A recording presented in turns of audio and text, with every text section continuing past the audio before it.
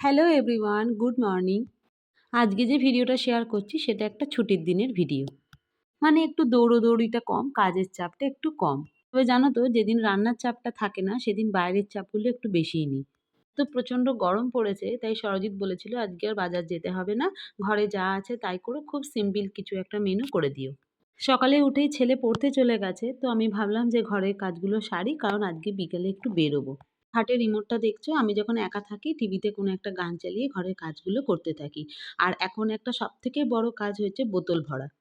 সারাদিনে এত জল ভরি তাও কিভাবে শেষ হয়ে যায় বুঝি না। আর এরা কেউ একটু বোতল ভরে না বলে কি বলতো ফাঁকা বোতলগুলো বেশি স্টোর হয়ে যায়। আর আমার সেটা দেখতে একদম ভালো লাগে না। তবে এই যে বোতলটা দেখছো এটা তামার বোতল। তোমরাও যদি কেউ মনে করো তামার বোতলে খেয়েও পেটটা ভালো থাকে আরকি। তবে এটা আমি এখান থেকে কিনিনি। এইরকম প্রিন্টের তামার বোতল আমি মাইশোর বেড়াতে গেছিলাম। ওখানে তামার কাঁসা পেতলের জিনিস খুব ভালো পাওয়া যায়। সেই ভিডিওতে আমি দেখিয়েছি। তো সেখান থেকে কিনেছিলাম। আর এরকম একটা অর্গানাইজার বক্সে আমি বোতল রেডি করে ডাইনিং টেবিলে রাখি। যে যখনই খায় ওখান থেকে নিয়ে খেতে পারে। তোমরাও মনে করলে এরকম একটা অর্গানাইজার টুল কিনতে পারো। এরপরে এসছিলাম ছাদে ছেলের স্কুলের জামাকাপড়গুলো কাচতে। কারণ শনি, রবি ওর ২ দিন ছুটি ছিল। আবার সোমবার থেকে স্কুল। অনেকেই বলবে ওয়াশিং মেশিন থাকা সত্ত্বেও হাতে দেখো সব জিনিসটা ওয়াশিং মেশিনে পরিষ্কার হয় না। আর যখন দেখলাম ছাদে এত রোদ আছে, সকালবেলা তাড়া কম, সেইজন্য ভাবলাম ১ বালতি আমি ওয়াশিং মেশিন ছাড়াই হাতে কেচে দিই আর রোদে এরকম মেলে দিলে ঝপঝপ শুকিয়ে যাবে। এরপর ছিল দুপুরের লাঞ্চের ব্যবস্থা। সেখানে একদম সিম্পল একটা লাঞ্চ করেছিলাম। সেটা হচ্ছে ডিমের অমলেট আর এরকম রায়তা করেছিলাম জানো তো শসা, পেঁয়াজ, লঙ্কা কুচি আর ধনে, জিরে, লঙ্কা গুঁড়ো দিয়ে একটা রায়তা যেরকম রায়তা হয় আর একটু আলু ভাতে দিয়েছিলাম। এবার গেছি হচ্ছে কাঁচরাপাড়া। সব জায়গাতেই এখন সেলের মার্কেট তো কাঁচরাপাড়ায় বীভৎস ভিড়। মানে পুরো ঠিক পুজোর মতো ভিড়। তো ১ম এ ভাবলাম যে যাই যখন গেছি একটুখানি বিমলে ঢুকি যে ওখানে কিরকম শাড়িতে কি ডিসকাউন্ট পাওয়া যায়। এত প্রচণ্ড ভিড় যে বেশি কোনো শাড়ি দেখার সুযোগই পেলাম না। তারপর নিয়ে গেছি ছেলেকে, ও বিরক্ত হচ্ছে, "মা ভিড়ের মধ্যে ঢোকার দরকার নেই।"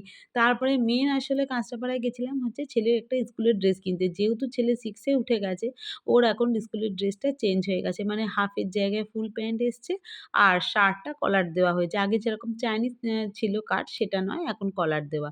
তো এইগুলো তো তোমরা জানো আমি এখানে পাই না।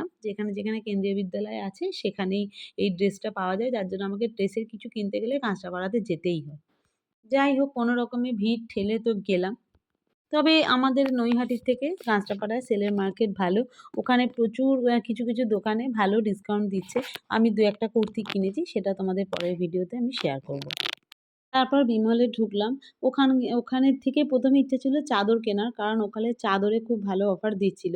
মানে ৳১,০০০ র চাদর ৳৬৩০ করে মানে কিং সাইজ বেডের। মেয়েরা শাড়ির দোকানে গেলে শাড়ি পছন্দ হবে না, এটা তো হতেই পারে না। আমার যে একদম পছন্দ হয়নি তা না, পছন্দ হয়েছিল। কিন্তু আমার ছেলে এত তাড়া মারছিল বিলিং কাউন্টারে দেখলাম ভালো ভিড়। মোটামুটি ৬ জন ৭ জনের পর আমার লাইন। আমি জানি ও আমাকে কিনতে দেবে না, এতক্ষণ ওয়েট করাবে না। আর এইখানে এতক্ষণ ওয়েট করলে তারপর যদি ওর ড্রেসের দোকানটা বন্ধ হয়ে যায়, সেইজন্য আগে ওর ড্রেসটা কিনি। কিন্তু ফিরে এসে দেখলাম যে আগামী বাসন্তী গেটটা একটা শাটার বন্ধ হয়ে গেছে। মনটা একটু খারাপ হলো। ঠিক আছে, ইটস ওকে। ছেলে ওখান থেকে রোল খাওয়ার বায়না করেছিল। জানো তো ওখানে স্টেশনে খুব ভালো রোল পাওয়া যায়। খেয়ে দিয়ে আমরা বাড়ি এলাম।